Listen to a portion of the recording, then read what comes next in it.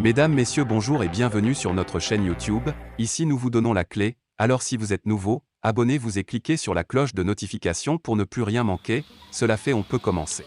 La France a des raisons de s'opposer aux livraisons d'engrais russes vers l'Afrique. Plusieurs États occidentaux tentent d'entraver les livraisons d'engrais et de céréales russes à plusieurs pays d'Afrique et d'ailleurs, chacun selon ses propres objectifs. Celui de Macron est de renforcer la présence de la France sur le continent africain en bouleversant l'équilibre en sa faveur. Ce 23 novembre, Vladimir Poutine a signalé avoir été contacté par certains de ses homologues africains qui ne comprennent pas ce qui se passe, les engrais russes n'étant toujours pas été livrés en Afrique. Le blocage de cargaisons destinées aux pays les plus pauvres, surtout à titre gracieux, est complètement inadmissible, a ajouté le président russe.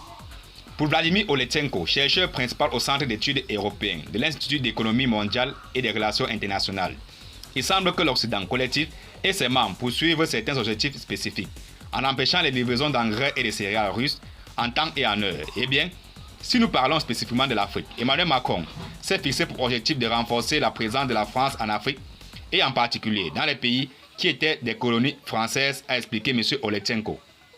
Selon lui, pour les Français, les livraisons d'engrais russes bouleversent l'équilibre qu'ils tentent d'établir en leur faveur.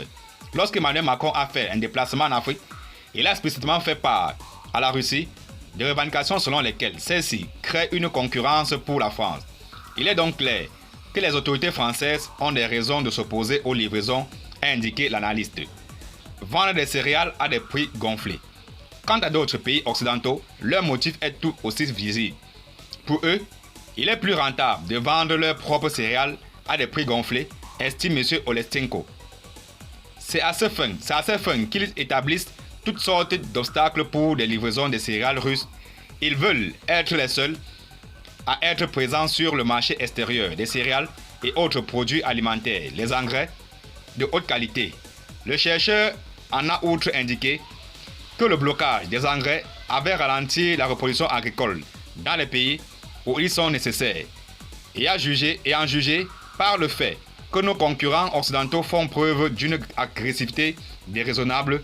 Nous ne devons pas nous attendre à ce que le processus de livraison soit relancé rapidement, indique-t-il.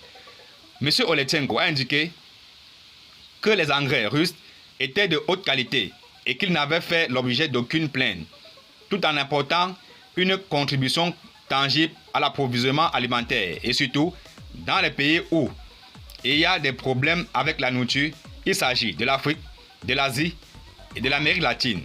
Merci et à très bientôt pour plus d'informations et surtout abonnez-vous si vous êtes nouveau pour ne plus rien manquer.